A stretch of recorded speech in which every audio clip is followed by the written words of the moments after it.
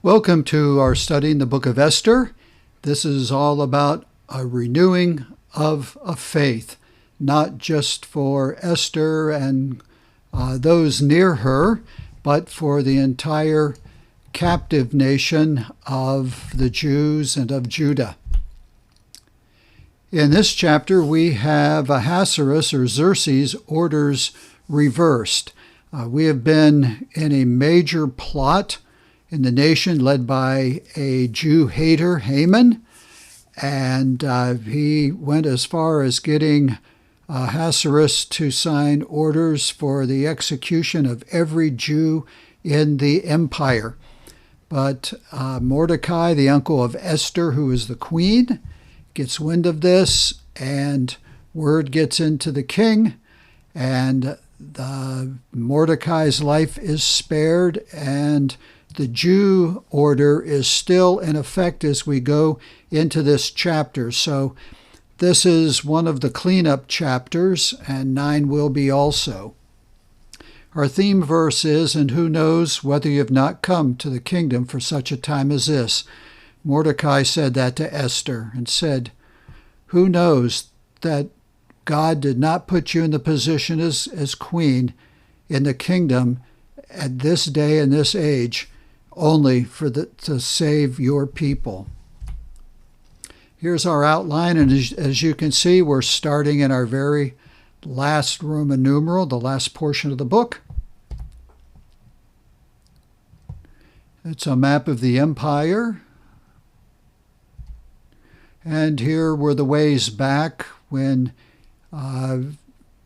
kings would allow trips home to rebuild the temple, to rebuild the walls. And the book of Esther falls right in between the book of Ezra. And then after Esther is done and Ezra finishes off, a few years later is the book of Nehemiah.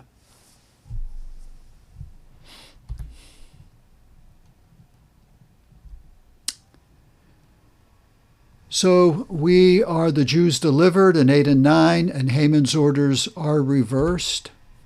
There's a changed heart. On that day did the king Ahasuerus give the house of Haman, the Jews' enemy, unto Esther the queen. And Mordecai came before the king, for Esther had told what he was unto her. The note that I put here, the point, Esther is given the estate of Haman, which also elevates her uncle then, Mordecai. And the king took off his ring, or his signet ring, always stood for authority, which he had taken from Haman, and gave it unto Mordecai. Mordecai becomes the second in command in the empire. And Esther set Mordecai over the house of Haman, because Esther had the house of Haman and all the estate and the property. She turned around and gave it to Mordecai. And Esther spoke yet again before the king, and fell down at his feet, and besought him with tears to put away the mischief of Haman the Agagite, and his device, or his plan, an evil plan that he had devised, or that an evil divisive plan against the Jews. Then the king held out the golden scepter toward Esther. So Esther arose and stood before the king. What has not been addressed to this point was the death sentence that's still upon the nation of Israel, the Jews that are the captives spread throughout the empire. And over the years, they've gotten to be part of the empire. They've built, they have businesses, they live among them, and there's been no revolt, there's been no problem in the kingdom.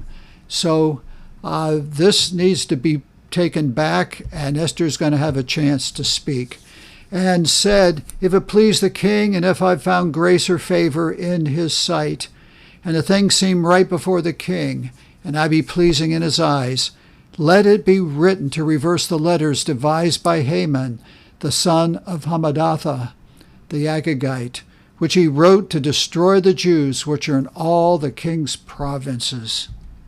For how can I endure or overcome to see the evil that shall come unto my people? Or how can I endure to see the destruction of my kindred? And once again, I make the point that she never accuses the king of doing anything wrong. It's always about Haman. Fact is, the king signed off on it, but she never brings that up. She says nothing about that, and very wise to do so. Now the law is going to get changed. Then the king Ahasuerus said unto Esther the queen and to Mordecai the Jew, Behold, I have given Esther the house of Haman, and him they have hanged upon the gallows, because he laid his hand upon the Jews. Write ye also for the Jews, as it likes you, in the king's name, and seal it with the king's ring. For the writing which is written in the king's name and sealed with the king's ring may no man reverse. That becomes the law of the Medes and the Persians, which cannot be erased. And what Ahasuerus says, you write it out.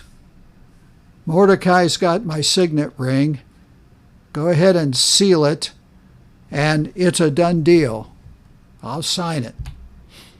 Then were the king's scribes called at that time in the 3rd month, that is the month of Sivan, on the 23rd day thereof. And it was written according to all that Malachi commanded unto the Jews, to the lieutenants and the deputies and the rulers of the provinces, which are from India unto Ethiopia, 127 provinces, and under every province according to the writing thereof, and unto every people after their language, and to the Jews according to their writing and according to their language.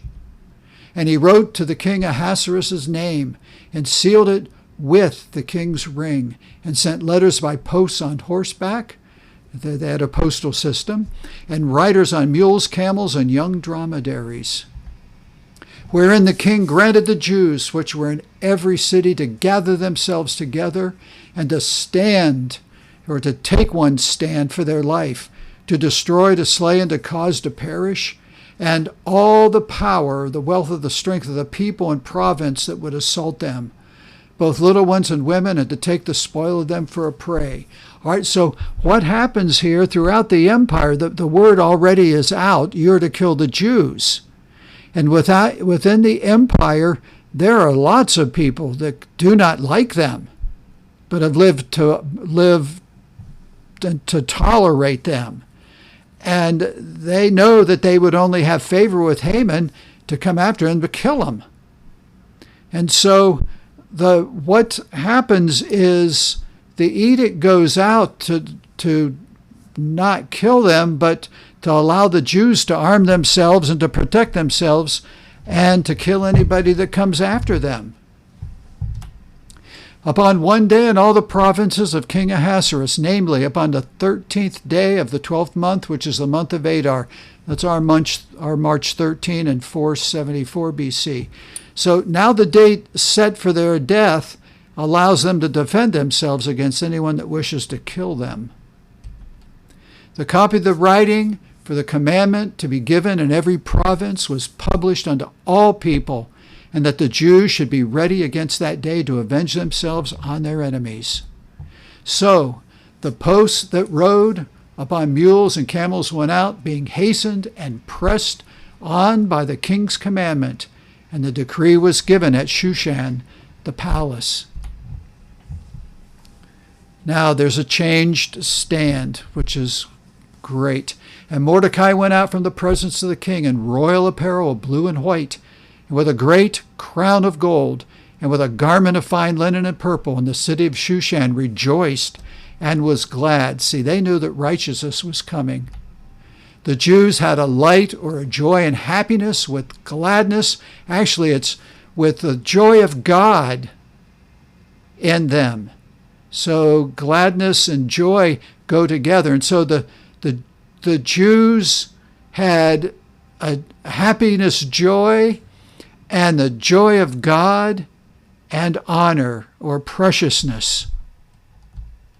And in every province, every city, whithersoever the king's commandment and his decree came, the Jews had joy and gladness, a feast and a good day, and many of the people of the land became Jews, for the fear of the Jews fell upon them. Wow. And we're going to leave it there. This chapter ends right here, and it will pick up again with a continuation of this. There are some hard issues that are going to be faced that the Jews have in their power. And they now have the backing of the king and the king's army. And we'll see this when we get to chapter 9. And so when we talk about the theme of our book, Renewing Our Faith, changes have to occur. And here are some things just to think and pray about as changes come into your life. As we have situations in our Christian life. Statement 1, and they'll run along this line, it usually does not happen as fast as you would like. Change doesn't happen as quick as you want it when it's going your way. If it's not going your way, slow change is okay. But the Lord tells us sometimes we just need to wait upon him. It may come about by different factors. So get to know people. You do not know who God is going to touch and whose lives are going to be changed and whom God will put in your way to help to bring about change. So get to know people, even people that you don't know, people around you that you've casually gotten to meet. Get to know your neighbors. It may require drastic action. And because of that, it may not be easy. When change comes in our life, it may hurt. And it may not be easy. It will cause mixed reactions. Not everybody's going to be happy. When Haman's property and estate gets handed over to Esther, there's nobody happy in the Haman estate household. His wife, any of his sons, and nobody. And their friends. Not everyone will be happy.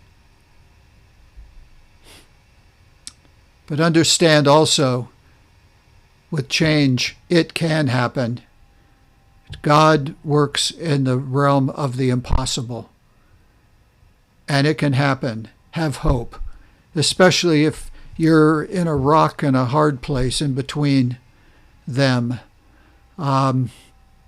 Especially if you're in a tunnel and you see no light at the end. Have hope, because it can happen. Believe and pray that God will grant it and that it will happen. So thank you for sticking with us in this series. There's a lesson sheet that goes along with this. If you email me, I'll be glad to send you all of them, this one, whatever you would like. This is taught to a class. And so we want to share this on YouTube with you. Thank you, and God bless you. And search your heart and trust God for change that needs to occur.